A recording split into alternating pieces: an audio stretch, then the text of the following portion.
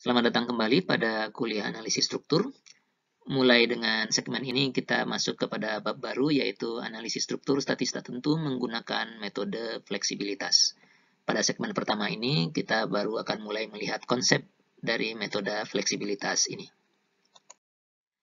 Misalnya kita punya balok AB yang terletak di atas tumpuan jepit di ujung A dan tumpuan roll di ujung B, menerima beban merata W di sepanjang balok.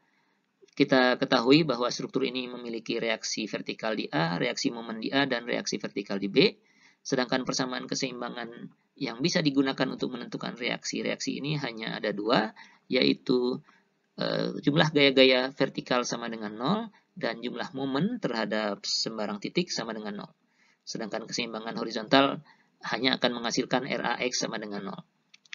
Nah, jumlah reaksi yang tiga ini tentu saja tidak bisa diselesaikan dengan dua persamaan keseimbangan yang tersedia. Struktur yang seperti ini kita sebut struktur statis tak tentu, di mana reaksi lebih banyak daripada persamaan keseimbangan. Struktur ini bisa kita buat menjadi struktur statis tertentu dengan menghilangkan salah satu reaksi yang berlebih itu. Misalnya reaksi RB kita hilangkan sehingga tumpuan roll B jadi hilang menjadi ujung bebas saja. Dan untuk struktur yang ini kita bisa menentukan reaksi di A, misalnya kita namakan RAY 0 dan MA 0. Agar sama dengan struktur yang di atas, kita tambahkan kembali reaksi yang tadinya dihilangkan, RB ini, dan akibat RB kita bisa menghitung RAY1 dan MA1 juga dengan persamaan keseimbangan. Dari sisi gaya-gaya yang bekerja, struktur yang di atas sudah sama dengan struktur yang di tengah ditambah dengan struktur yang di bawah. Beban merata W ada di sini, di tengah juga sudah ada. Reaksi RB yang asli ada di bawah sini, sedangkan RAY sama dengan RAY 0 tambah RAY 1, MA sama dengan MA 0 ditambah MA 1. Yang belum kita samakan adalah perpindahannya, karena struktur yang di tengah akibat beban W akan mengalami perpindahan vertikal, misalnya kita sebut namanya delta 0, dan struktur yang di bawah akan mengalami perpindahan vertikal juga ke atas, dan kita sebut delta 1. Padahal pada struktur aslinya, titik B terletak pada tumpuan roll sehingga titik B tidak akan mengalami perpindahan vertikal sama sekali atau delta B sama dengan 0. Oleh karena itu, agar struktur yang di atas sama dengan struktur yang di tengah ditambah dengan struktur yang di bawah baik dari sisi gaya maupun perpindahan, delta 0 ditambah delta 1 haruslah sama dengan 0. Nah, persamaan delta 0 tambah delta 1 sama dengan 0 ini kita sebut persamaan kompatibilitas, di mana perpindahan dari struktur awal haruslah konsisten dengan perpindahan yang terjadi pada struktur yang kita analisis sebagian-sebagian seperti ini. Oleh karena itu juga, metode fleksibilitas ini kadang-kadang disebut sebagai metode deformasi konsisten. Delta 0 bisa kita hitung dari beban yang bekerja, sehingga nilainya akan dapat diperoleh jika bebannya diketahui. Sedangkan delta 1 ini masih merupakan fungsi dari RB yang belum diketahui, sehingga kalau kita jumlahkan delta 0 dan delta 1 sama dengan 0, maka RB akan dapat kita peroleh.